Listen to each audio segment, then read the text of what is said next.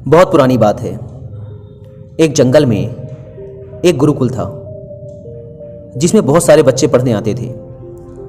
एक बार की बात है, गुरुजी सभी विद्यार्थियों को पढ़ा रहे थे, मगर एक विद्यार्थी ऐसा था जिसे बार बार समझाने पर भी समझ में नहीं आ रहा था।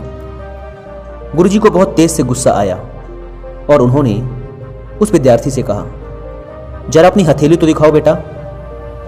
विद्यार्थी ने अपनी हथेली गुरुजी के आगे कर दी। हथेली देखकर गुरुजी बोले, बेटा तुम घर चले जाओ, आश्रम में रहकर अपना समय व्यर्थ मत करो, तुम्हारे भाग्य में विद्या नहीं है। शिष्य ने पूछा, क्यों गुरुजी?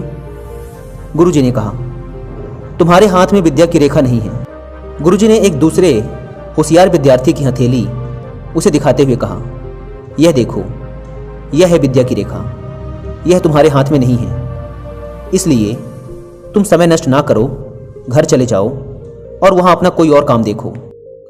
यह सुनने के बाद उस विद्यार्थी ने अपनी जेब से एक चाकू निकाला, जिसका प्रयोग वह रोज सुबह अपने दातून काटने के लिए किया करता था।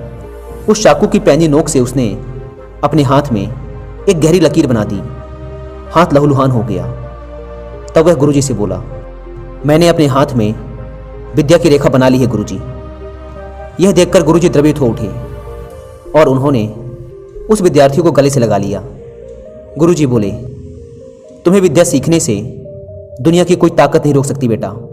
दृढ़ निश्चय और परिश्रम हाथ की रेखाओं को भी बदल देते हैं। दोस्तों, क्या आप जानते हैं विद्यार्थी कौन था?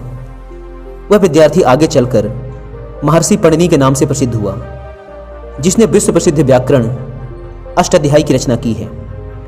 इतनी सदियां बीत जाने के बाद भी, आज 2700 वर्षों बाद भी विश्व की किसी भी भाषा में ऐसा उत्कृष्ट और पूर्ण व्याकरण का ग्रंथ अब तक नहीं बना। तो दोस्तों, इस कहानी की शिक्षा यह है कि लोग चाहे जो भी बोलें, हम हर एक को गलत साबित करते हुए अपनी लगन और परिश्रम के दम पर जो चाहें वो सब कुछ हासिल कर सकते हैं।